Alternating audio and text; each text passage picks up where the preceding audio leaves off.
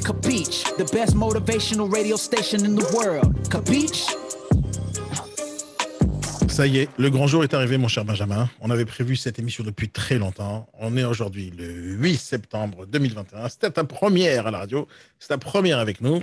Et voilà, j'espère que tu es content d'être là. Comment ça va, Benjamin? Salut Daniel, je suis absolument ravi d'être là. Je suis plus que content, je suis ravi. Alors, tu sais, les gens attendent beaucoup de cette émission. Parce que je t'explique d'abord pourquoi je t'ai invité. D'abord, tu le sais, mais j'explique ça à toi et à nos auditeurs. En fait, sur le net et dans l'immobilier en général, il y a beaucoup de monde, il y a beaucoup d'acteurs. Il y a à peu près 30 000 agences immobilières, il y a à peu près 200 000 personnes qui sont actives dedans. Et c'est d'ailleurs pour ça que j'ai créé une école qui s'appelle IBS Formation, dans le but d'aider les gens. En fait, quand tu te balades sur le net, il y a des milliers de personnes qui posent des milliers de questions tous les jours, sur des questions juridiques, des questions commerciales, des questions en rapport avec notre métier. Et à chaque fois que je me balade sur les groupes, à chaque fois, et je suis sûr que c'est ton cas aussi, à chaque fois, tu vois les questions qui, des fois, sont des questions basiques, des fois, c'est des questions standards, des fois, c'est des questions récurrentes, des fois, c'est des questions simples, des fois, c'est des questions compliquées. Mais ça, c'est pas le problème. Que les gens posent des questions, je trouve ça génial. Et je veux que les gens continuent à poser des questions. Le problème, c'est que les réponses que les gens donnent sont des fois à l'extrême de la réalité. Et comme les gens qui posent des questions, comme ils savent pas quelque chose, ils pensent que d'autres personnes savent. Donc, ils vont même écouter les commentaires des gens. Et des fois, je vois des commentaires et des réponses à des questions qui sont totalement à côté de la plaque, qui sont à l'ouest, qui sont au sud, ça dépend où tu es en fait. Et les réponses, elles sont nazes. Et quand moi, j'essaie de répondre et qu'il y a d'autres gens qui disent le contraire, moi, je me mets à la place de celui qui a posé la question. Comment il va savoir faire la différence entre le vrai et le faux? Et pourquoi déjà la personne qui pose la question la pose dans un groupe en immobilier en pensant que derrière il y a des gens compétents? Et donc l'idée, c'est dans tout ce que je fais d'une manière générale, que ce soit avec les formations, que ce soit avec l'école, que ce soit la radio, c'est-à-dire d'essayer de donner aux gens une référence normale, bonne, avec des gens d'expérience qui savent de quoi ils parlent. Donc, j'ai pas trouvé un meilleur moyen. Attention, je vais couper les micros de certaines personnes 2 secondes. Donc, j'ai décidé de t'inviter parce que pour moi, tu es une pointure dans le monde juridique de l'immobilier. Je rappelle que tu es un docteur en droit. Je rappelle aussi que tu es un expert en immobilier. Que ça fait combien d'années que tu es dans ce secteur, mon cher Benjamin? 10 ans. Au bas mot, 10 ans. OK, sans compter les études que tu as dû faire pour arriver à ce niveau. Donc, l'idée, c'est que ça fait 10 ans que tu fais ce métier. Ça fait 10 ans que tu es docteur en droit, expert en immobilier. Et mis à part ça, on a discuté pendant longtemps. On a mis des choses en place ensemble. Et j'ai eu le temps de découvrir, disons, ton savoir, ton savoir-faire, ton expérience et tes connaissances. Et une des raisons pour laquelle j'ai appelé la formation que tu es en train de réaliser en ce moment même, qui va commencer le 22 septembre avec nous, je l'ai appelé la Bible du juridique en immobilier parce que de mon point de vue, et c'est sans vouloir faire de la fausse pub ou genre d'exagérer, je pense vraiment que tu es un puits de science dans ce monde-là. Tu connais 1000 fois plus que moi et je n'ai pas envie de donner des réponses à des gens alors que j'ai en face de moi celui qui me dépasse et qui me surpasse depuis très longtemps dans ce monde juridique. Et donc, je suis très heureux de te recevoir. Et ce que j'ai envie qu'on fasse d'une manière régulière, Benjamin, c'est de répondre aux questions des gens. Et qu'on le fasse d'une manière officielle et que si jamais la réponse, elle est naze, il faut qu'on assume, nous, la réponse. Nous, à chaque fois que tu vas donner une réponse, et je le sais parce qu'on en a parlé, tu vas donner des réponses dont les textes de loi sont écrits, dont tu connais la réalité du marché et de la réalité du terrain et de la réalité juridique. Et on peut dire, est-ce que tu peux confirmer qu'à chaque fois que tu vas dire quelque chose, tu assumes les conséquences de ta réponse? J'assume tout. J'assume absolument tout. Alors, ce n'est pas un exploit que d'assumer, c'est que soit il y a des sources, soit il n'y a pas de source, soit il y a une loi, soit il n'y a pas de loi. Donc, en fait, il n'y a pas vraiment de discussion possible. Il y a des interprétations, mais il n'y a pas d'erreur possible. On connaît la loi ou on ne la connaît pas en règle générale. Ouais, je suis d'accord avec toi. Et l'idée, c'est de faire que tu deviennes, disons, la référence pour toutes les questions immobilières. Donc, c'est un peu présomptueux, un peu ambitieux de dire tout ça, mais il y a un manque réel sur le marché de gens compétents et la possibilité aux gens de poser des questions et d'avoir une réponse compétente sans avoir besoin de débourser des millions d'euros là-dessus. Donc, bienvenue dans cette nouvelle émission que j'ai appelée Cap Juridique. Merci à toutes et à tous d'écouter. Je vais commencer tout de suite avec des questions pour Benjamin. Le principe, je vous le dis, on ne prépare pas les émissions à part recevoir les questions. C'est-à-dire, l'idée, c'est d'être dans l'improvisation, comme si on était devant des clients, comme si on était devant un notaire, comme si on était devant des gens qui posent des questions, des prospects, peu importe. On nous pose une question compliquée, il faut y répondre tout de suite. Donc, c'est où on connaît ou on ne connaît pas. Donc, les émissions ne seront pas préparées du tout, seront totalement improvisées. Moi, je prends les questions de votre part et je les pose à Benjamin. Aussi simple que ça. Donc, il n'y a pas de révision, il y a pas, on a des documents devant nous, il n'y en a pas.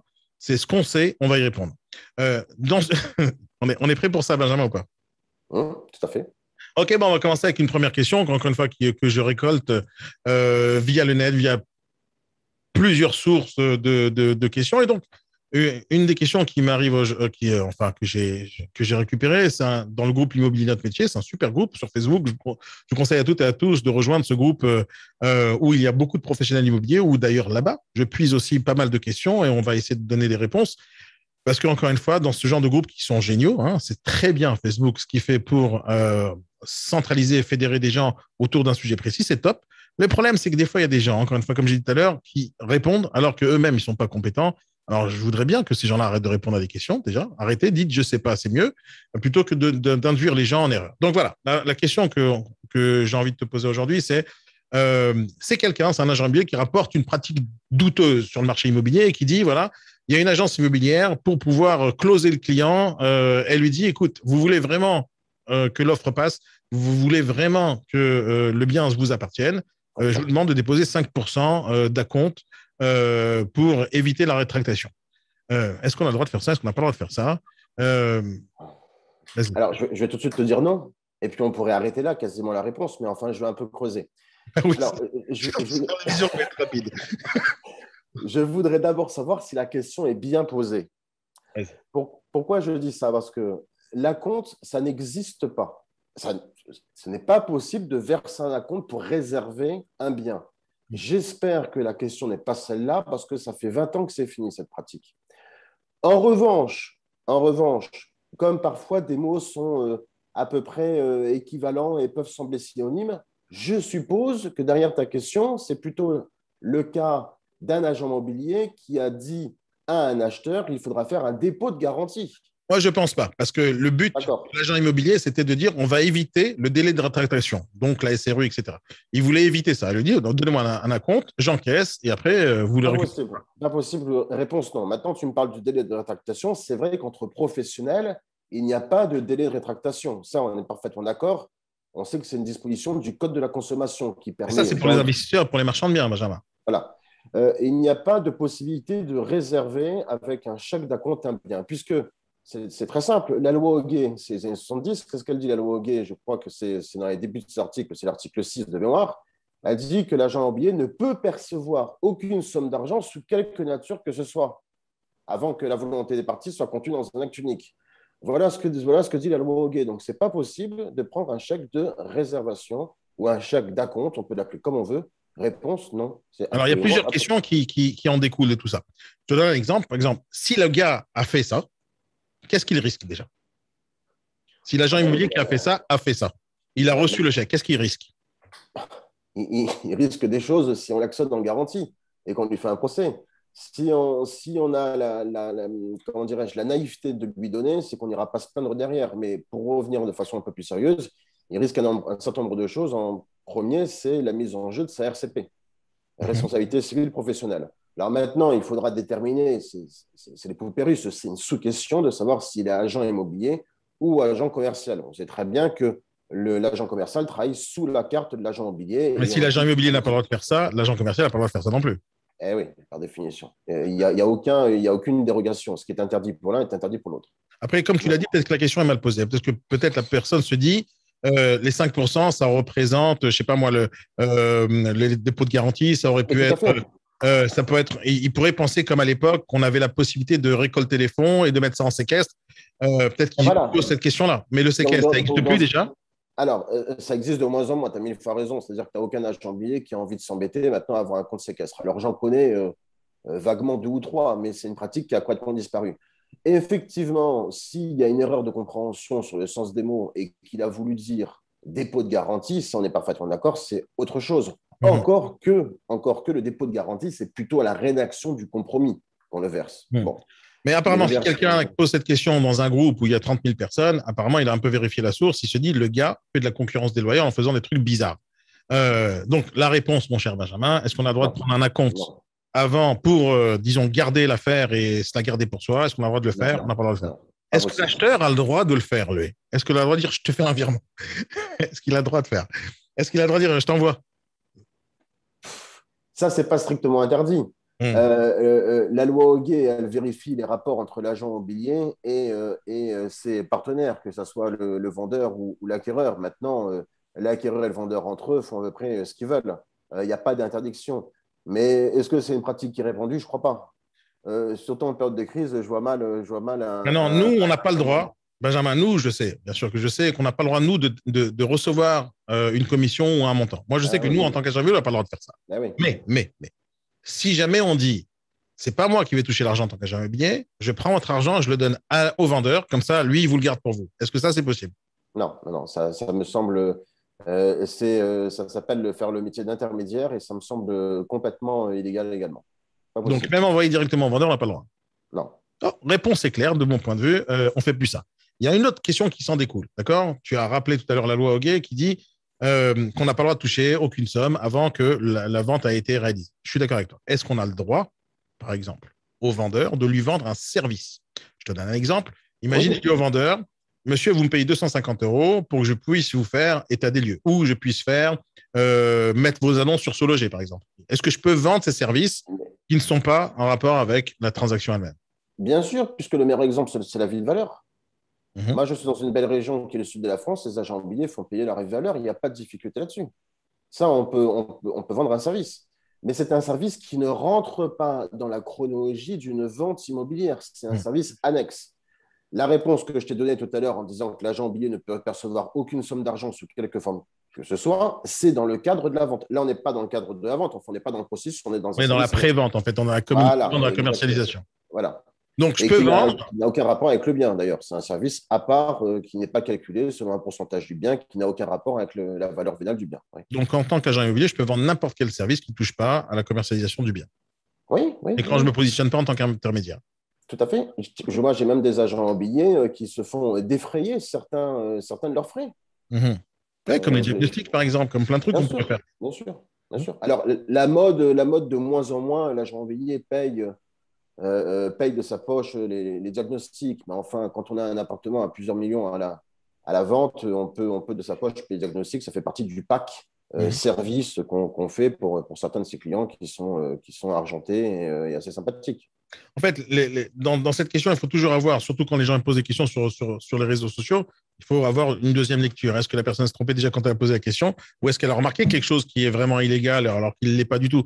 C'est dans ces groupes-là ou dans les miens, il y a il y a plusieurs endroits où il y a des questions qui apparaissent. Il y a des fois des gens qui pensent que ce que l'autre fait, c'est une pratique douteuse. Maintenant, on a fait aussi des formations chez nous sur la déontologie. Imaginons que tu me vois faire quelque chose de grave. D'accord? Alors, ce n'est pas mon cas, mais imaginons que tu me vois faire quelque chose de grave et tu es mon concurrent. On est dans la même rue, on est en face à face et on se connaît, on boit des cafés ensemble de temps en temps, mais on reste concurrent. Imaginons que tu me vois faire ça. D'accord? La question qui a été posée. Imaginons que tu vas faire ça. Quelle est ta réaction, toi, en tant qu'agent immobilier concurrent, et quelle est l'obligation de la loi par rapport à toi, ce que tu dois faire quand tu me vois faire quelque chose de mal? Alors, si c'est toi personnellement, mon cher Daniel, j'irai rien. Maintenant, Ça, c'est de la corruption, ça. pas du tout, tu n'es pas fonctionnaire en vue. En revanche, ce qu'il faut avoir à l'esprit, c'est qu'effectivement, tu sais que depuis la loi de 2015, allure Macron, elle porte indistinctement l'un et l'autre. Mhm. Comme nom, il y a un code de déontologie, effectivement, et l'agent immobilier, il est soumis à un code de déontologie qui est composé en 10 articles, bon, qui le soumettent au respect de la loi et des règlements, mais ça, comme n'importe quel métier, mais en plus, qui exige de lui un supplément d'âme. C'est-à-dire qu'on demande que les agents immobiliers assainissent par leur comportement, c'est dans les articles préliminaires, ils assainissent par leur comportement l'image de la profession et l'éthique de la profession. La déontologie, c'est pas compliqué. Hein. Déontos, c'est le devoir. Logos, c'est l'étude. Donc, c'est avoir en tête les obligations morales qu'on a dans une activité professionnelle réglementée. Je n'ai pas d'obligation formelle de te dénoncer. Voilà, je n'ai pas d'obligation formelle de te dénoncer. Néanmoins, si j'ai envie de te dénoncer, je peux alors éventuellement porter plainte ou éventuellement faire une signalisation à Tracfin dans certains cas lorsqu'il y a une suspicion de blanchiment d'argent, mais je peux également faire une dénonciation au CNTGI, hein, à la Commission nationale de transactions et de gestion immobilière, qui prendra éventuellement des sanctions contre toi. Mais est-ce qu'il y a une obligation, pour répondre à ta question, formelle, obligatoire de dénoncer un comportement, ou de désigner, hein, ça dépend comment on voit les choses, de dénoncer un comportement suspect? Non. Moi, ce que je conseille aux gens quand ils écrivent ce genre de post, déjà sur les réseaux sociaux, alors bien sûr, ce qu'il a bien fait, le gars, c'est de ne pas mettre le nom de l'agence. Mais Ouais. la première chose que vous devez faire, les amis, en tout cas, c'est mon conseil, c'est ce que moi je fais. Et ce n'est pas une question juridique, c'est juste une question de concurrence loyale ou déloyale et un bon comportement de travail entre concurrents. La concurrence, moi, j'adore. En aucun cas, quelqu'un qui fait plus de chiffre d'affaires que moi sera mon ennemi. Par contre, quelqu'un qui fait une concurrence déloyale, qui transgresse la loi, peut devenir mon ennemi si je ne fais pas quelque chose au préalable. Et donc, ce que moi, je ferais, avant de poser une question sur le groupe, alors je pense que la question, c'est plus par manque de connaissances, est-ce qu'il a le droit ou pas de faire ça? Pour moi, c'est clair qu'il n'a pas le droit de faire ça, pour toi aussi. Mais maintenant que je le vois faire, ce que moi, je ferais, c'est un truc super simple. Parce qu'il n'y a pas que ce genre de problème. Des fois, il y a des agences qui piquent les négociateurs des autres agences. Ça a été mon cas aussi à une époque. Je regrette, je ne le ferai plus, mais ça a été mon cas. Et des fois, il y a des batailles entre agences immobilières. Et donc, l'idée, c'est quand on voit une pratique douteuse, la première chose que vous devez faire, c'est taper à la porte chez le gars en face. Bonjour, je pourrais parler au patron, s'il vous plaît. Voilà, je vous ai vu faire un truc. J'ai vu que vous avez baissé les prix sur les annonces. Vous savez qu'on n'a pas le droit. Vous avez fait un avenant ou pas? Alors, je vois des trucs. Je ne sais pas si c'est cool ou pas. Je vois que vous avez fait ça. Ça me dérange un peu dans le business. Est-ce que vous savez que vous n'avez pas le droit de le faire? Bon, si vous ne savez pas, je vous explique, vous n'avez pas le droit de le faire. Mais si vous savez que vous n'avez pas le droit de le faire, pourquoi vous le faites? Donc, moi, je vous demande d'arrêter net. Comme ça s'arrête là. On se serre la main, on se boit un café. Mais si vous n'arrêtez pas, je vous dénonce. Et c'est comme ça que je travaillerai moi. Parce que la France, elle est connue pour ce principe de base de dénoncer. On connaît ça depuis la guerre, on connaît ça maintenant avec le Covid, avec le port du masque, etc. Et les gens arrivent facilement à dénoncer. Moi, je déteste cette situation-là. Donc, je dénoncerai uniquement si la personne n'a pas envie d'entendre raison. Et après, j'irai plus loin si la personne fait des bêtises, parce qu'il faut assainir justement. Et c'est mon avis sur ces sujets-là. Tu as quelque chose à rajouter sur cette question? Parce que j'en ai une autre. Non, non, mais de toute façon, j'ai tout mon temps pour ton donc. Mais, Okay, mais effectivement, il faut assainir. Moi, je suis assez opposé à l'idée de dénoncer à tort et à travers aux autorités, notamment judiciaires. Je suis assez de ton avis. Je pense que le gâteau est assez gros pour que tout le monde puisse bosser convenablement. Je pense qu'avant de se tirer dans les pattes et de mettre la justice entre nous, je pense que le bon réflexe, la bonne attitude est d'abord d'avoir une discussion parfois virile, mais d'avoir une discussion avec l'agent immobilier qui a un comportement litigieux et de lui dire, à mon avis, je ne ferai pas ça. Est-ce que vous avez une explication à me donner? Est-ce que vous êtes sûr de votre fait? Est-ce que vous pensez avoir tort? Est-ce que vous pensez avoir raison? Voilà ce que j'ai à vous poser. Mais ce n'est pas le premier réflexe qu'il faut avoir de dénoncer. Je suis entièrement d'accord avec toi. D'accord avec toi. J'ai deux questions à te poser pour cette émission. Et si vous le souhaitez, les amis, interagir avec nous sur le groupe Telegram, n'hésitez pas à écrire « J'ai envie d'interagir ». Et là, je vous ouvre les micros parce que sinon, ça nous fait une cacophonie, c'est impossible de s'entendre. Mais dès que vous avez envie de parler, vous parlez. Et donc, j'ai deux questions. Alors, je vais tout de suite avancer les deux questions. Non, en fait, on va faire une par une. Première question, qui est aussi venue du groupe. En tant que patron, d'accord? Non, en tant qu'agent immobilier ou en tant que négociateur, ou d'une manière générale, oublie en tant que quoi que ce soit, d'une manière générale, qui a le droit de signer un mandat? En tant que professionnel immobilier, pas en tant que vendeur. En tant que professionnel, qui a le droit de signer en bas le mandat? Toute personne qui est habilitée à le faire, c'est-à-dire deux types de personnes, l'agent immobilier et l'ACI, c'est le terme un peu technique, mais c'est un anagramme de agent commercial indépendant, toute personne qui a le droit de le faire. Alors, le premier a une carte professionnelle, il a une carte T pour faire de la transaction notamment, donc lui, il est tout désigné pour faire ce métier. Et puis, l'agent commercial qui travaille sous sa carte. Alors, les deux voilà, ont la possibilité. la question, elle arrive. Imaginons que je suis mandataire dans une agence immobilière ou négociateur dans une agence immobilière. J'ai un contrat d'agent commercial, il est signé par le patron, mais le patron ne m'a pas encore donné ce qu'on appelle la carte blanche, la carte grise ou la délégation de carte, peu importe comment vous l'appelez, c'est toujours le même terme. Enfin, c'est des termes différents qui veulent dire la même chose. Imaginons que je n'ai pas reçu mon attestation préfectorale de la part de l'agence ou de la CCI. Est-ce que j'ai le droit de signer le mandat? Et si j'ai signé… Et non. Et non, pas du tout. Pas du tout, parce que le métier d'agent immobilier… Mais j'ai signé un contrat d'agent commercial dans l'agence. Okay, et oui, mais je ne suis pas enregistré correctement vis-à-vis des autorités, que ce soit la CCI ou la préfecture, ça change tout le temps maintenant, l'autorité. Il semblerait que ce soit plutôt la CCI maintenant. Bon, non, j'ai absolument pas le droit.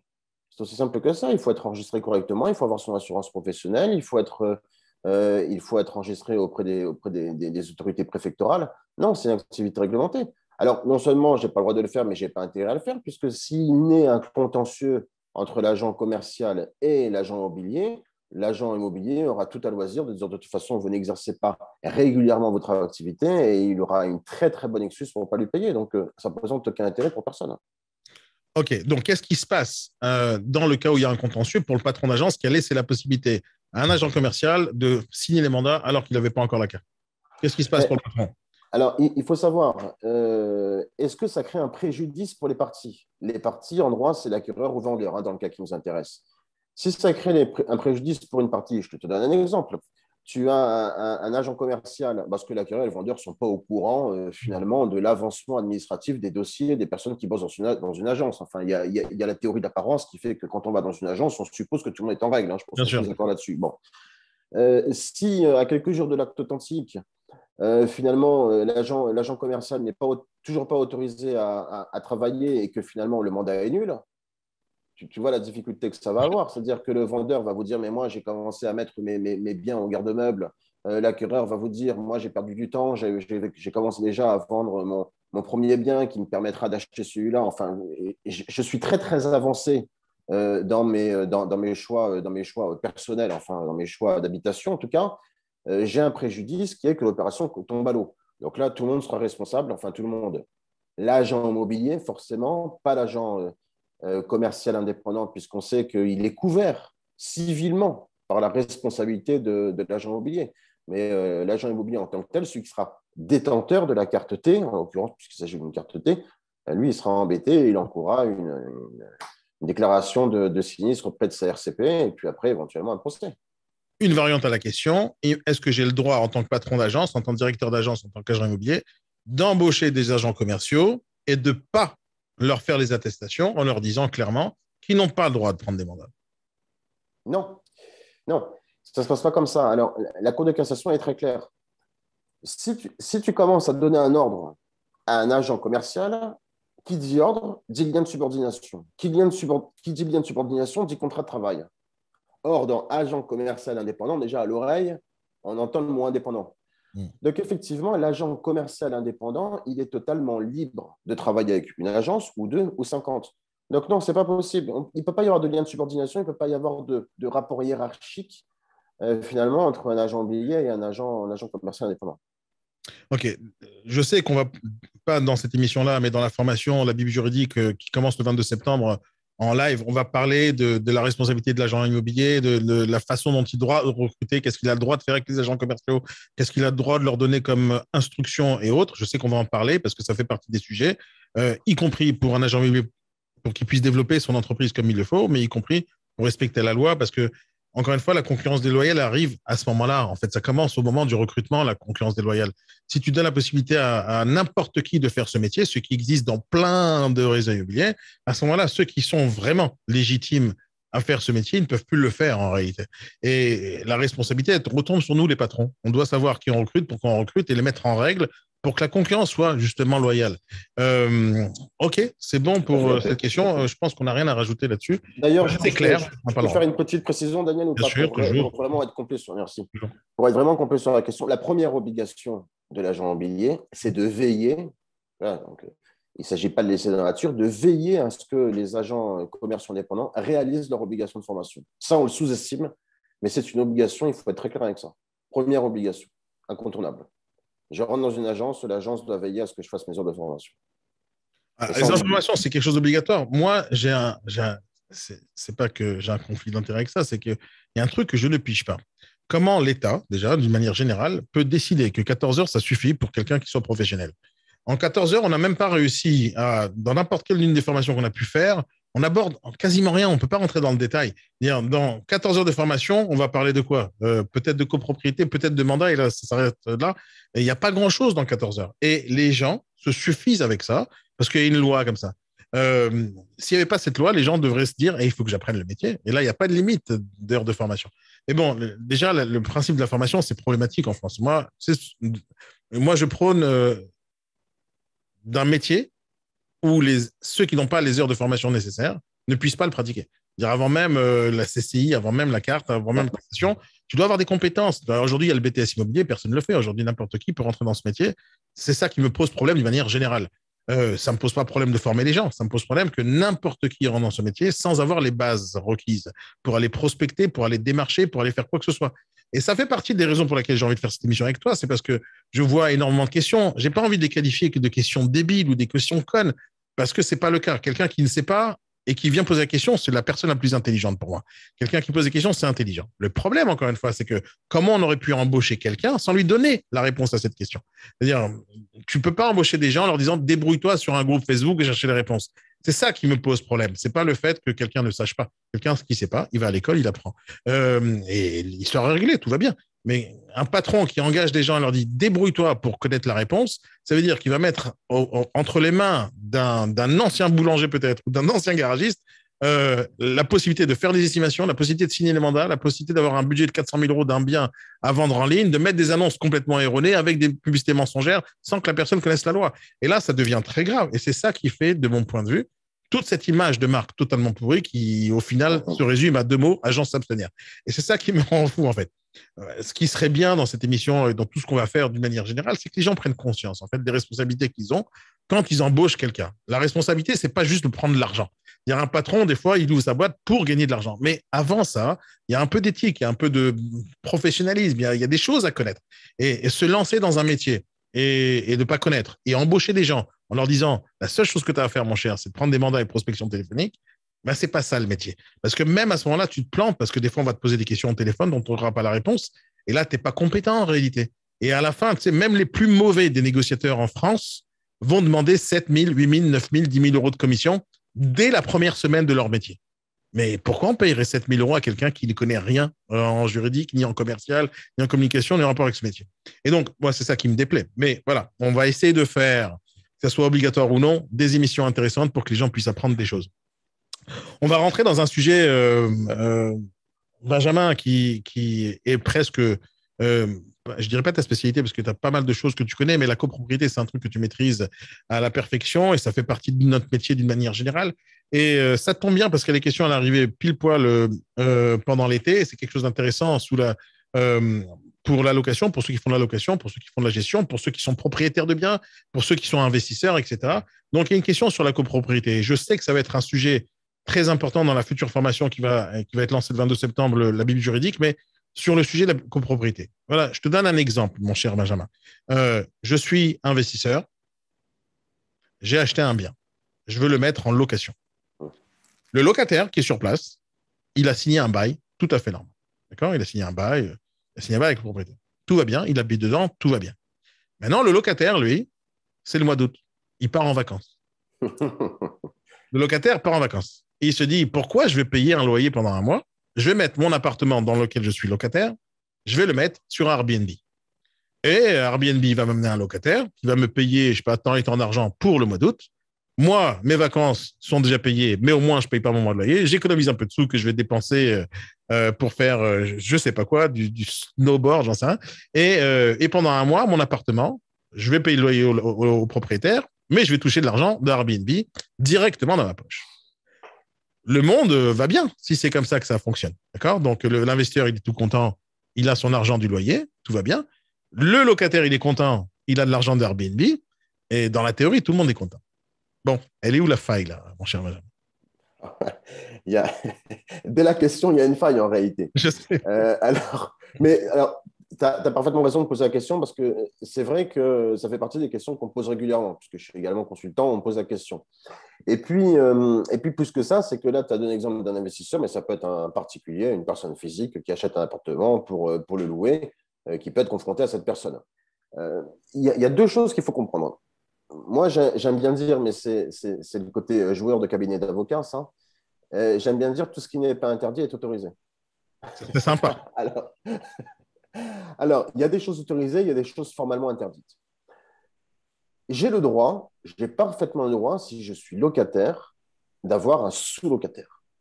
J'ai même parfaitement le droit de récolter de l'argent de cette sous-location, à deux conditions.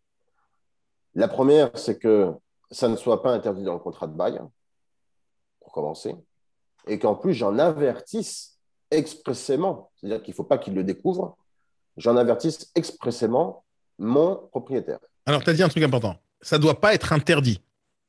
Ouais. C'était oui, Ça ne oui, doit pas être interdit. Ça veut dire bien que sûr. c'est Parce que pas tu as obligé des de marquer contrats. que ce soit permis. C'est ça que tu veux Ben dire. oui. Oui, parce que tu as des contrats de bail qui interdisent tout simplement, clairement et simplement, la sous-location. Donc là, il n'y a strictement rien à faire. Non, mais tu as À bien moins de dit, ça ne rajouter. doit pas être interdit. C'est-à-dire, si c'est Ouais, pas ouais. écrit, c'est pas interdit. Ben, Si si c'est c'est pas pas interdit. permis, Ah ben oui. mais si c'est pas Si c'est permis, ça veut pas dire que c'est interdit. si on ne te dit pas formellement c'est interdit, c'est-à-dire que dans le doute, c'est autorisé.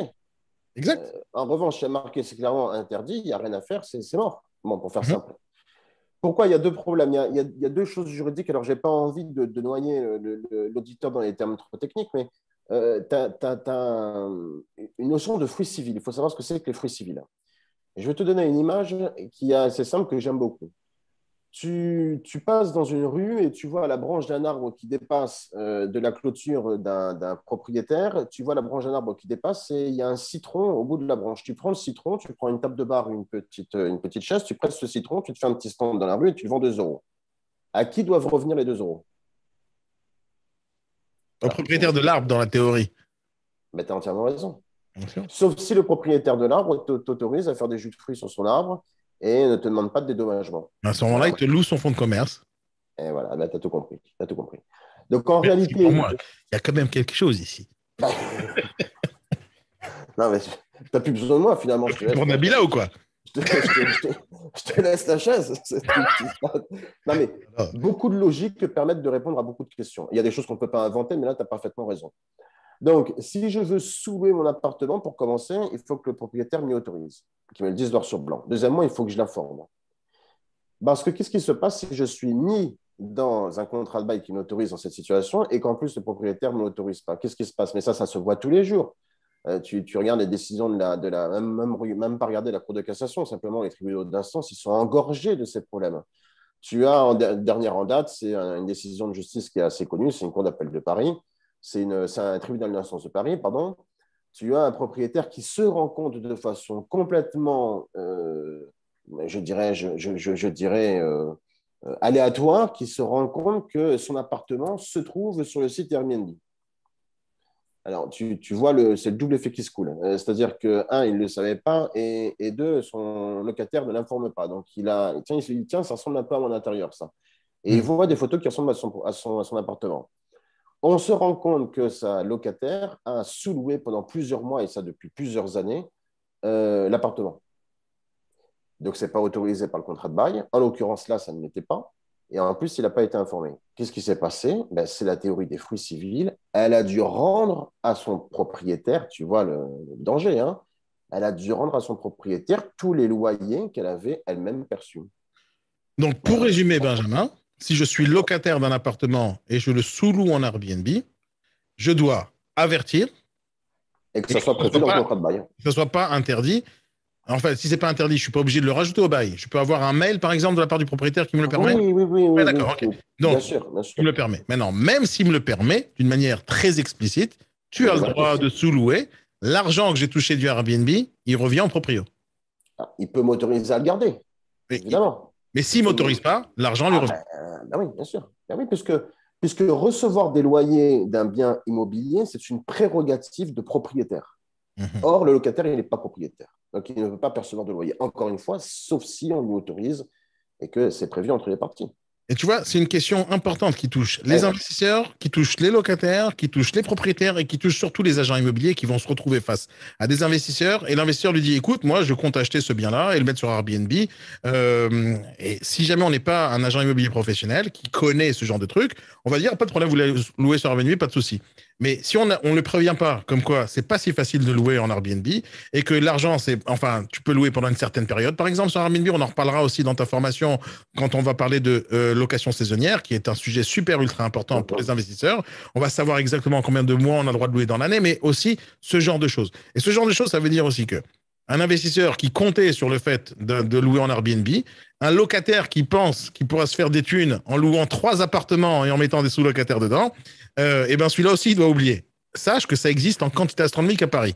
C'est-à-dire à Paris, il y a plein de gens qui font ça. C'est-à-dire qu'ils louent des appartements et qui mettent des gens à leur place. Donc, ils se jouent en tant que, comment on pourrait appeler ça, sous-bailleur ou Mais en tout cas, ils font ça.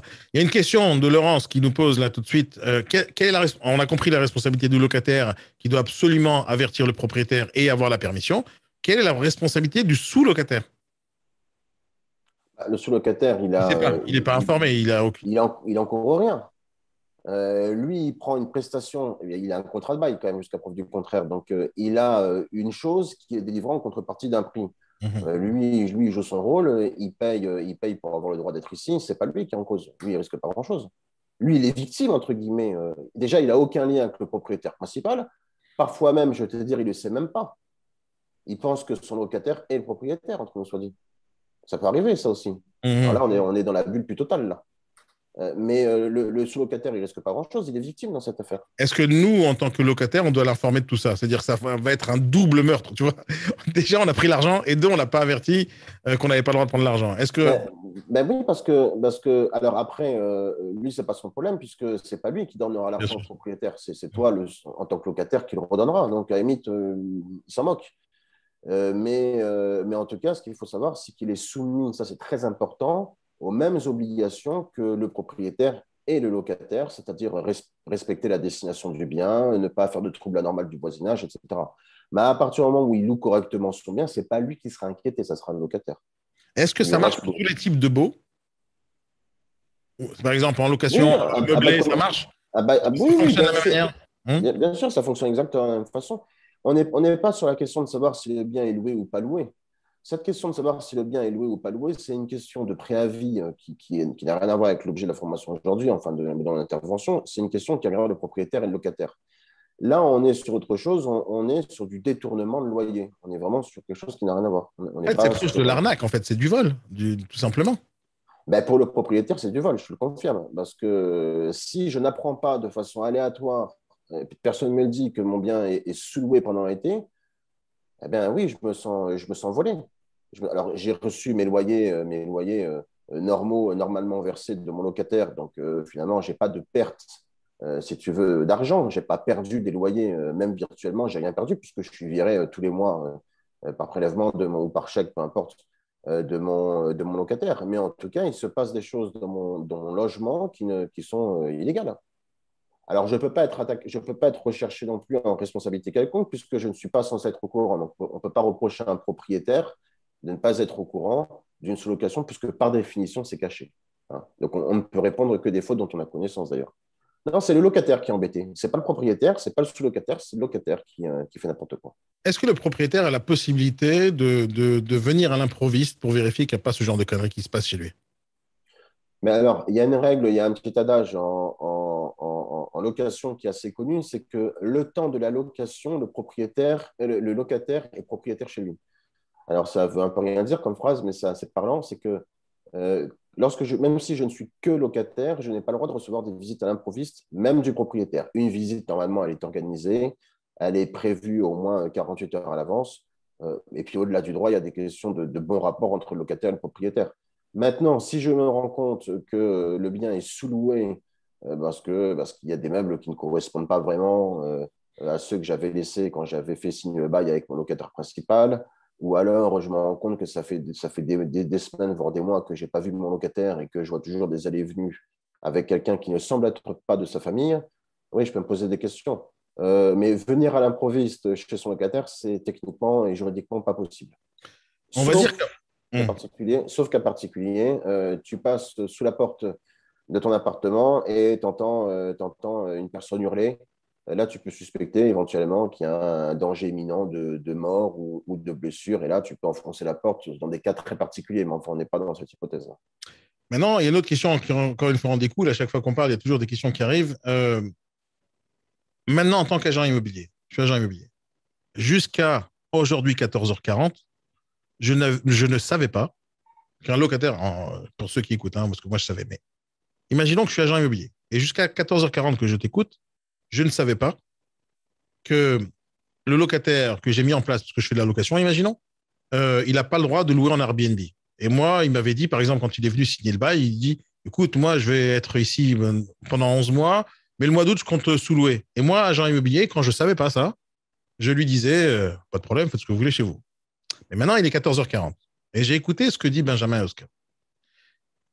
Quelles sont mes obligations maintenant que je sais vis-à-vis de ce locataire-là? Alors déjà, tu es un agent immobilier très chanceux qui a eu la chance de suivre les formations de Daniel. Du bol. L'obligation que tu as, elle est très simple, c'est que l'agent immobilier, il a une obligation contractuelle. Forcément, Ma question, elle était plutôt sur le devoir de conseil. Tu sais, Ah ben voilà, ben on en parle, je sais, viens. on en parle toute la journée du devoir de conseil. Toi aussi, tu y as répondu dans certains posts, je t'ai vu aussi. Et je sais que c'est un sujet que tout le monde, à chaque fois, on me lance ça à la figure. Ouais, mais on a devoir de conseil, c'est notre métier. Ok, bah alors, le devoir de conseil, ça s'arrête où, ça commence où? Est-ce que ils vont avoir de la malchance avec nous, Benjamin? Parce que moi, je crois qu'on a un problème avec cette émission-là, avec nos formations. Tu sais, ce qui se passe, c'est qu'on ouvre les yeux aux gens. La question, c'est, maintenant que tu sais des choses, je ne peux pas dire que tu ne savais pas. Est-ce que maintenant, tu vas devoir informer le locataire qu'il n'a pas le droit de faire ça? Est-ce que tu es obligé de le faire ou pas? Est-ce que tu es obligé par exemple, est-ce qu'on est obligé de dire à un propriétaire qui loue, monsieur, sachez que si votre locataire sous-loue pendant Airbnb, vous devrez vérifier. Mais en plus de ça, je vous conseille de le mettre spécifiquement sur le contrat, comme quoi il n'a pas le droit de le faire, parce que sinon, s'il sous-loue, l'argent vous revient et là, vous aurez des conflits avec lui. Est-ce qu'un agent immobilier a cette obligation de prévenir de ça? L'obligation de conseil de l'agent immobilier, c'est une question fondamentale que tu poses, je te remercie. L'obligation de conseil de l'agent immobilier, elle ne tend pas à tenir par la main toute la journée, 24 heures sur 24, 7 jours sur 7, tous les propriétaires qui louent un bien. L'obligation de l'agent immobilier, elle consiste à expliquer, si c'est nécessaire, certaines clauses l'unissant dans son contrat de représentation, certaines clauses, enfin de gestion plutôt, certaines clauses qui l'unissent avec leur propriétaire. Maintenant, s'il a connaissance de façon aléatoire ou qu'il a une nouvelle connaissance juridique ou qu'il a connaissance d'un fait nouveau, il peut, par courtoisie ou par comment dirais-je, déontologie, avertir son propriétaire en disant, voilà, je pense qu'il y a des choses dans votre appartement qui se passent et vous feriez mieux de jeter un coup d'œil. Je ne pense pas que vous seriez content de savoir qu'il y a une sous-location qui se joue. Mais un, encore faut-il qu'il soit au courant. Deux, faut-il encore qu'il soit informé ou pas si le propriétaire a pris soin avec son locataire de l'autoriser ou pas. Et là, ça ne regarde plus vraiment l'agent immobilier, j'ai envie de te dire. Moi, je loue un appartement par une agence, l'agent n'est pas informé, et puis je décide d'autoriser sur un papier libre, c'est-à-dire indépendamment du bail, donc l'agent immobilier n'a pas de regard là-dessus, je décide d'autoriser mon locataire à louer le bien. L'agent immobilier, ce n'est pas son problème, hein, pour le coup. Mais alors, à quel moment commence le devoir de conseil et à quel moment il se finit? Qu'est-ce qu'on Alors, est obligé de faire quand on se dit, je suis agent immobilier? D'ailleurs, c'est une question subsidiaire.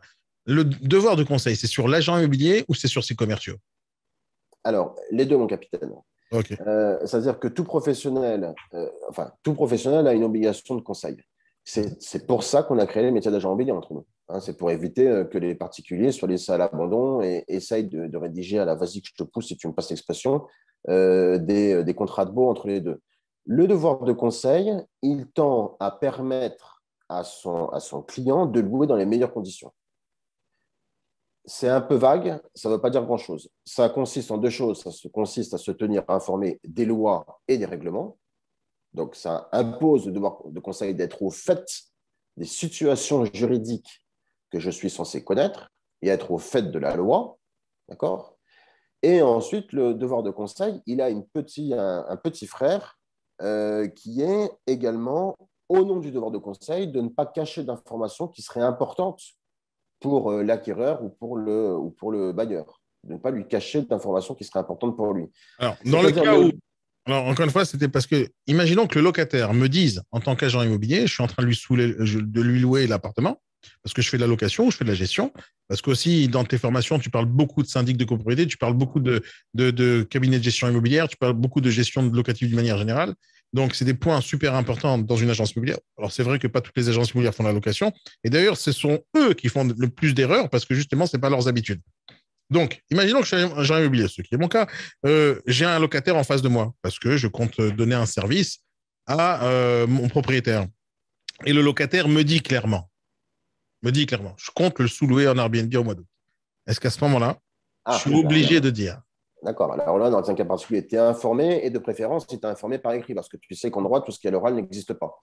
Alors, s'il a fait l'erreur de te le dire à l'écrit, de te l'écrire par écrit, bon, on est dans un cas un peu particulier, mais dans ce cas-là, dès que tu as cette information, tu es censé la transmettre à ton client qui est le propriétaire. Là, oui.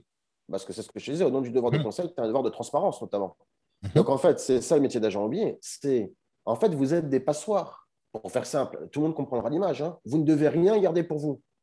C'est-à-dire, tout doit passer par vous et vous ne devez pas garder d'informations dont vous avez connaissance et qui seraient importantes pour le propriétaire. Donc, oui, vous êtes censé transmettre toute information que vous avez sur le bien, sur l'état du bien, sur la destination du bien, sur l'usage qui en a été fait, sur le comportement du locataire. Vous êtes censé tout transmettre, oui, effectivement. Mais dès que vous en avez connaissance, autrement dit, par écrit.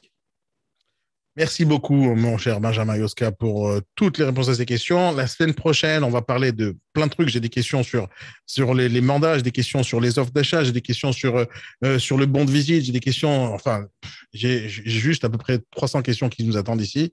Donc, on a au moins, je sais pas moi, devant nous, au moins pour l'instant, 2 ou 3 ans d'émission tous les mercredis. Je rappelle à toutes et à tous, pour ceux qui nous écoutent, qu'à partir du 22 septembre, Benjamin lance une formation en live, en direct live, qui va se passer tous les mercredis et tous les jeudis.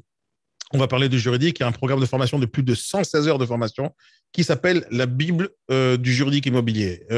Cette formation, elle est vendue grâce à l'école de formation IBS Formation. Allez sur notre site ibsformation.com, cherchez la Bible juridique, cliquez dessus et inscrivez-vous. Pour ceux qui sont dans le groupe immobilier de notre métier, il y a aussi un poste là-bas pour vous donner la possibilité d'aller vous inscrire et prendre la formation. Elle est finançable par les AGFIS, par les AGFOS, par les OPCO, par le CPF. Donc, participez à cette formation. Elle dure pratiquement 8 mois. C'est toutes les semaines, il y aura 4 heures de formation, tous les mercredis et tous les jeudis, et ça sera en live. Et pour ceux qui prennent la version replay et e-learning, vous allez pouvoir re-regarder toutes les formations qu'on aura pu faire en live. Ça va être super intéressant parce que le programme de formation je vais vous le mettre aussi dans le groupe Telegram pour ceux qui veulent. Le programme de formation, il est ultra complet. On va parler, je vais vous dire tout de suite tous les sujets, grosso modo. On va parler de copropriété, on va parler de rapport locatif d'habitation, donc c'est pour les investisseurs, le rapport locatif. On va parler d'estimation, on va écouter la vraie estimation de la part d'un expert immobilier parce que Benjamin est un expert immobilier. J'adore le vanter parce que moi, j'aurais pas pu faire ça pour moi-même. Donc, je me laisse la possibilité de te donner des compliments et tout et tout. On va parler de fonds de commerce, on va parler de comment on définit un bail, quel bail on doit signer, on va définir comment on estime d'un point de vue juridique et légal, comment on fait une estimation d'un fonds de commerce, d'après ta vision en tant qu'expert immobilier. On va parler des marchands de biens, on va parler de vente à la découpe, on va parler du bien lui-même, c'est quoi un bien immobilier, déjà, par où ça commence, où ça finit, qu'est-ce qu'on a le droit de faire à l'intérieur, qu'est-ce qu'on n'a pas le droit de faire à l'intérieur quand on est en copropriété ou pas en copropriété. On va parler des fondamentaux de l'immobilier d'une manière générale en tant qu'agent immobilier, en tant que négociateur, en tant que mandataire. On va parler de la RGPD, on va parler de Tracfin, on va parler des apporteurs d'affaires. C'est tous les jours, on pose des questions sur les apporteurs d'affaires, qu'est-ce qu'on a le droit de faire, qu'est-ce qu'on n'a pas le droit de faire. Là, on va parler vraiment de tout ça, du cadre légal. On va parler, tu vas aussi donner des documents, des modèles de contrats qu'on pourrait faire signer avec ces gens-là. On va parler de la rédaction de contrats, que ce soit les compromis de vente, que ce soit les mandats, que ce soit les contrats d'apporteurs d'affaires, que ce soit les contrats d'agents commerciaux. On va parler de toutes ces choses-là qui sont obligatoires et légales dans notre métier. On va parler de toutes les étapes notariales d'un achat immobilier, c'est-à-dire qu'est-ce que le notaire est obligé de faire, etc., pour qu'on, nous, en tant qu'agent immobilier, on puisse comprendre les différentes parties dans notre métier. On va parler de la formation, il y aura une partie dans la formation sur les terrains, sur les PLU, sur les droits, enfin, tous ces trucs-là qui touchent au terrain. On va parler d'urbanisme, ça fait partie de ta spécialité, l'urbanisme, tu connais ça par cœur. On va parler de promotion immobilière. Donc, on a 116 heures de formation c'est pour ça que je l'appelais la Bible de l'immobilier, ce sont tous les sujets qui touchent à votre métier, que vous soyez débutant, confirmé, intermédiaire ou expert ou agent immobilier ou notaire ou syndic de copropriété ou cabinet de gestion, il y a obligatoirement quelque chose qui va vous intéresser. Cette formation, vous pouvez l'acheter à la carte par chaque thème qui vous intéresse, comme vous pouvez l'acheter dans la globalité. Moi, je vous conseille de participer au live. Elle se vend pas cher en ce moment parce que on est dans le lancement, que ça commence le 22 septembre. C'est quoi les prix qu'on a mis? C'est à peu près 300 quelque chose euros pour le live, 329 euros pour ceux qui veulent suivre le live tous les mercredis, tous les jeudis en live avec Benjamin Yoska, ce sera en visioconférence et vous pourrez interagir et poser toutes vos questions. Si vous voulez participer à cette formation, je vous conseille une chose, c'est prenez un bout de papier et un stylo et commencez à rédiger toutes les questions qui vous passent par la tête. À la fin, vous aurez des vraies réponses ultra précises telles que vous venez de les avoir maintenant et il n'y aura pas d'ambiguïté. Où on a le droit, où on n'a pas le droit. Et il n'y aura plus besoin d'aller ni dans des groupes ni nulle part pour poser des questions et avoir des réponses d'amateurs. Recherchez. T'as un groupe, t'as pas un compte Instagram, t'as une page Facebook, Benjamin. Bientôt, tu auras un compte Instagram, mais allez chercher Benjamin Yoska, discuter un peu avec lui, poser des questions, regardez si c'est un mec sérieux ou pas. Moi, je vous dis, ça se trouve, c'est un rigolo, ça se trouve, c'est un charlatan. Comme vous pouvez aller vérifier sur société.com, comme vous pouvez aller vérifier sur. Où est-ce qu'on peut vérifier que tu es un vrai expert immobilier, mon cher Benjamin? C'est où que ça fonctionne, ça, je sais pas. En se promenant dans n'importe quelle rue de Français de Navarre et en donnant mon nom. Alors, non, mais j'ai un numéro ciré, j'ai un numéro de déclaration à la préfecture. Non, je sais, moi je sais, mais encore une fois, pas tout le monde me croit. Tu vois, alors je dis, allez vérifier. Allez vérifier. Alors, il y a quelqu'un qui pose une question de dernière minute, donc je vais lire la question en temps réel, mon cher Benjamin, et comme on doit finir à 15 heures, on doit finir à 15 heures. On va voir si on peut y répondre en 9 minutes. Et si on ne peut pas, on répondra la semaine prochaine. Alors, je lis la question. J'ai un cas pratique sur un autre sujet, sur un bien que l'on veut me confier en mandat. Couple non marié, aucun enfant en commun. Vivant ensemble depuis 20 ans dans leur résidence principale. Monsieur est seul propriétaire de la résidence principale. Il décède. Madame se retrouve seule à 90 ans dans le droit dont l'héritier est neveu vivant en Suisse. Ça devient compliqué. Ça. Compte tenu de son âge, peut-elle solliciter un délai au-delà d'un an autorisé par un couple marié, avec ou sans contrat? Et il y a d'autres cas pour cette dame que j'aimerais évoquer. Est-ce possible d'en parler maintenant? C'est quoi, franchement, Laurence, c'est pas très compréhensible ta question. Tu peux venir parler au micro, s'il te plaît? Viens parler, tu as 8 minutes devant toi. Viens parler au micro. Comme ça, tu vas nous expliquer mieux parce qu'en écrit, j'ai du mal à comprendre la question personnellement. Vous m'entendez? On t'entend, Laurence. Vas-y, à toi. Très bien. Bonjour. Bonjour. Donc voilà, le cas, c'est un couple un couple non marié, vivant ensemble depuis 20 ans dans leur résidence principale. Monsieur décède. C'est le seul propriétaire de cette résidence principale. Madame a 90 ans. Elle apprend que l'héritier est un neveu vivant en Suisse, qui lui demande de partir. Je sais que pour des couples mariés avec ou sans contrat, il est possible de rester 1 an dans une résidence principale. Est-ce que c'est le cas pour cette dame qui n'avait pas de pax ni de mariage, quoi que ce soit avec ce compagnon de 20 ans? Compte tenu de son âge, peut-elle évoquer quelque chose, un délai qui l'empêche de partir? Mais parallèlement à ça, j'ai essayé d'avoir des informations. J'apprends que cette dame de 90 ans ne serait pas forcément à la rue puisque son fils possède un bien dont elle est usufruitière. Donc voilà la question. Peut-on la faire partir rapidement pour récupérer ce bien et le mettre en vente? Peut-on lui accorder un délai? Dans ce cas-là, on ne peut pas vendre ce bien. Et elle, parallèlement, elle est en nue propriété sur elle est en usufruit sur un autre bien. Donc, est-ce que ça peut la faire partir plus vite? Alors, je vais te laisser répondre, Benjamin, dans 2 secondes, mais Laurence, cette personne-là, elle est propriétaire du bien en question, là? Non, justement, moi, c'est son neveu qui vient de Suisse et qui me dit est-ce que je peux la faire partir? Est-ce que je peux vendre ce bien? Donc, elle est locataire dans ce cas-là?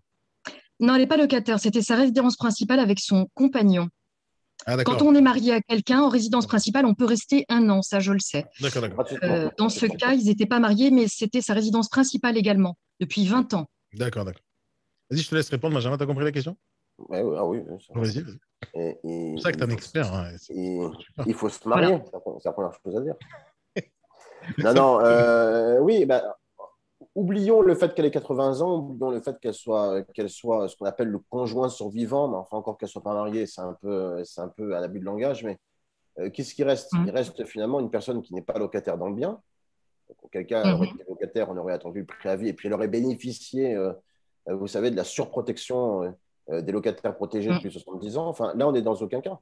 En fait, si on enlève tous les détails de votre cas pratique, là, qu'est-ce qui reste en substance? Il reste une personne qui n'est pas locataire du bien, dont le propriétaire est décédé, et le bien ne lui appartient pas parce qu'elle n'est pas héritière. Bon, ben oui, il faut qu'elle parte. Et le fait que ce soit sa résidence principale, est-ce que ça change quelque chose? La résidence principale, à quel titre? Elle n'est pas mariée, cette dame? Est-ce qu'elle paye le loyer pour l'instant? Elle ne paye pas le loyer, j'ai compris. Non, il n'y avait pas de loyer, il était propriétaire, lui, du bien, son compagnon. Ah, donc le compagnon est décédé, le compagnon est décédé, donc le bien, il appartient à personne? Au neveu. Au neveu. Il était propriétaire. Non, lui seul était propriétaire du bien, de la maison. D'accord. Et le neveu en a hérité. Le neveu en a hérité, c'est ça? Exactement. Ah, ok. Donc ça tombe sur le neveu. Qu'est-ce qu'il va faire avec la locataire? Il fait ce qu'il veut puisqu'il est propriétaire du bien. Donc il peut la virer. Voilà. Donc, et même si c'est sa résidence principale, même si c'est sa résidence principale, on ne peut rien faire. Enfin, je veux dire, elle ne peut rien faire. Mais ça, sa résidence principale, à quel titre? sa résidence Si jamais elle principale. payait Oui, ça, on n'a pas encore des éléments. On lui a posé la question si elle payait l'électricité, oui, non, mais voilà, etc. Non, mais ça veut dire quoi, résidence principale? Ça veut dire soit que vous êtes locataire et c'est votre résidence principale, soit vous êtes propriétaire. Mais la notion de résidence principale elle doit être attachée soit à un titre de propriété qu'elle n'a pas, soit à un contrat de bail qu'elle n'a pas. Donc, en fait, elle est occupante d'un lieu, mais on ne peut pas dire résidence principale. Elle est presque squatteuse, non, Benjamin? Non, parce qu'à 80 ans, je ne pense pas qu'elle soit rentrée par une voiture en mettant un coup de pied dans la porte. Imagine la squatteuse de 80 ans. Ça existe, ça existe. La ça existe. pauvre, la pauvre. Non, mais il faut se marier. Passer un certain âge, il faut se Toi, tu marier. dis la Voilà, Toi, tu dis la pauvre, mais pour l'instant, Non. le pauvre, c'est le neveu qui ne reçoit pas de loyer. Pour l'instant, pour moi, de mon côté, c'est lui qui est. Le neveu, il est propriétaire d'un bien, il ne reçoit pas de loyer, tu as parfaitement raison, et il est en Suisse. Donc, au titre de son acte de propriété, enfin, parce qu'il vient d'hériter, il peut mettre un locataire, même pas parce qu'il n'y a pas le contrat de bail, encore une fois, il peut mettre cette non, elle n'est pas locataire. Non. Ah oui, c'est ça. D'accord. Donc, Il peut la mettre dehors, effectivement, c'est elle ça. aurait été mariée. C'est là, il y avait Ah un ben oui, proposé c'est pour ça que je disais par boutade, il faut se marier. Mais il fait acte de propriété. D'accord. Voilà. Moi, je pense que D'accord. le locataire, s'il est intelligent, il commence à payer le loyer. Non, déjà, pour commencer. Oui. S'il est intelligent. Mais apparemment, elle n'est pas intelligente. Parce que si tu payes pas le loyer, Non, mais t'es c'était squatteur, pas une en fait. locataire. Elle vivait depuis 20 ans avec Je sais très bien. son compagnon. J'ai bien C'était compris pas- ça. J'ai bien compris. Sauf maintenant, il n'existe Ouais, plus le ouais, compagnon. ouais. Et donc là, elle tombe entre deux chaises. Et donc, elle est ni locataire, ni squatteur, ni. Alors, elle va demander des aides, elle va demander plein de trucs, mais elle ne paye pas le loyer. Donc, elle est de mauvaise foi au final. Et donc, elle doit chercher sa situation. En tant que le neveu, Donc, là, si j'étais le neveu et que j'ai aucune affinité avec cette personne, j'aurais tout fait pour la jeter de la maison. Parce que c'est mon appart et je ne touche pas de loyer, j'ai un crédit à payer, peut-être c'est un héritage, on s'en fout. Mais l'idée, c'est que c'est moi qui est lésé dans l'histoire en tant que neveu. Parce que c'est mon Oui, bien c'est pour ça. maintenant. Donc là, je pense que Benjamin a conclu l'histoire. Hein, elle n'est pas locataire, elle n'est Oui, pas oui. propriétaire. Donc, Alors, si on veut Donc, être cynique, si on veut être cynique, le temps fera son office. Et c'est pas une dame qui. Non, mais D'accord. je ne souhaite rien de ma Non, personne. bon, mais très bien. Non, mais il va le c'est une récupérer situation cet été, visiblement. Donc, on voulait savoir ça. OK, ben merci non, beaucoup. elle n'a c'est aucune pas une obligation envers situation elle. c'est pas une situation qui a vocation à perdurer pendant 20 ans. Maintenant, s'il veut récupérer des loyers, il a qu'à lui faire un loyer de courte durée. Et puis, ça se réglera comme ça. Mais il faut qu'elle soit juridiquement dans une situation plus confortable, cette dame, si elle veut rester. D'accord. OK. Eh ben, Voilà. parfait. On a Merci. répondu à ta question, Laurence. Oui, parfait. Super, c'est génial. Allez, passe une bonne journée, Laurence, pour l'instant. Au revoir, dame. Merci, au revoir. Bon, c'était cool aujourd'hui, mon cher Benjamin. On a fini. Ça fait 1 heure qu'on parle. On a répondu à plein de questions. C'était génial. Merci beaucoup à toi. Les amis, je vous rappelle, pour ceux qui veulent revoir les replays, en fait, je n'ai pas encore créé une adresse mail pour ça. Pour ceux qui veulent voir les replays, allez sur le site ibsformation.com. Inscrivez-vous gratuitement pour découvrir l'école. Il y a un bouton pour ça. Et moi, je vais mettre tous les replays avec Benjamin, comme je le fais avec Guillaume Attala tous les mardis, comme je le fais avec Guillaume Attala aussi tous les lundis. On met tous les replays dans la plateforme pour y accéder gratuitement pour tout ce qui est en vidéo. Si vous voulez voir tout en vidéo, vous pouvez accéder via ibsformation.com. Maintenant, si vous voulez écouter les replays, tous les mercredis, enfin, on va enregistrer en live et bien sûr, après, ça sera en replay dans une autre période pendant la journée sur la radio Capitch. Vous pourrez toujours réécouter tout ça. Merci à toi, Benjamin et Oscar, d'être venus et de nous avoir parlé. C'est quoi? J'appréhendais cette émission. Je me demandais comment ça allait se passer, ça allait bien se passer ou pas. Est-ce qu'il y aura le feeling entre toi et moi? Est-ce que tu vas être vraiment expert tel que tu le prétends? Parce que je ne te connaissais pas plus que ça, à part 3-4 mois de travail ensemble. Et je me demandais, est-ce que c'est un vrai expert? Eh bien, moi, je pense que j'ai eu une confirmation aujourd'hui. J'espère que vous avez une confirmation aussi qui sait de quoi il parle. Et voilà, on se donne rendez-vous pour la semaine prochaine, mon cher Benjamin. Et pour tous ceux qui veulent vraiment améliorer leurs compétences, leur savoir-faire, leurs connaissances dans le juridique, faites un truc simple avec votre vie. Investissez en vous ou demandez à l'État d'investir pour vous. Il y a une formation, la Bible du juridique, qui va être 116 heures de formation. Toute la partie en live, vous pouvez y participer pour 329 €. On peut payer ça en 3 fois même si vous voulez. Ou si vous voulez faire financer par l'État, que ce soit pour le CPF ou des OPCO, AGFIS et autres, ça peut être financé totalement à 100%. Donc, faites-le, apprenez, faites des choses, ça va être super intéressant. Vous aurez tout ce qu'il faut savoir dans l'immobilier. Moi, je dis maintenant, à partir d'aujourd'hui, pour ceux qui veulent vraiment être professionnels et qui ne font pas cette formation, c'est-à-dire que vous avez envie de rater votre vie et votre carrière. Parce que ce n'est pas possible de ne pas savoir tout ce que tu vas enseigner. Tu sais quoi, Benjamin? D'abord, je vais être le premier à être inscrit dans cette formation. Même si ça fait 20 ans que je fais ce métier, je sais que dans les sujets que tu vas aborder, il y a des tonnes de choses que j'ai appris sur le tas. Et tu sais, quand on apprend des choses sur le tas, tu as toujours le doute, est-ce que c'est vrai ou c'est faux? Et donc, là, je sais que tu vas me donner confirmation sur tout ce que je sais, tout ce que j'ai pu apprendre pendant toute ma carrière dans l'immobilier. Je sais que tu vas me donner confirmation sur tout ce que je sais ou sur tout ce que je ne sais pas. Donc, merci à toi, Benjamin. Et on se retrouve bien sûr la semaine prochaine ou tout à l'heure ou toute la semaine. Ou bien sûr, surtout le 22 septembre à 15h commence la formation en live. Ne ratez pas ce rendez-vous tous les mercredis à 14h. Rendez-vous en live sur Capitch avec Benjamin. Merci beaucoup, Benjamin. Tu as un mot pour la fin ou pas? Un mot pour la fin? Formez-vous tous les jours, formez-vous constamment. Il n'y a pas d'hommes cultivés, il n'y a que des hommes qui se cultivent, disait De Gaulle. Merci beaucoup, Benjamin. Les amis, passez une très bonne journée. Amusez-vous bien. Bye. Capitch Radio, so dedicated, help with business development, and it's so amazing. Capitch Radio, this is what you need in helping entrepreneurs and motivational speaking. Yeah, you want to grow your business, make some money, and I understand you.